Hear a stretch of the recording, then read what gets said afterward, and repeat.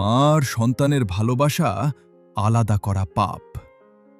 সেদিন গৌরী আর চাঁদ একসাথেই রয়ে গেল, কারণ পৃথিবীর সবচেয়ে নিঃস্বার্থ ভালোবাসা মায়ের ভালোবাসা। ভিডিওটি ভালো লাগলে একটা লাইক আর চ্যানেলটা সাবস্ক্রাইব করবেন প্রতিদিন এমন ভিডিও দেখার জন্য।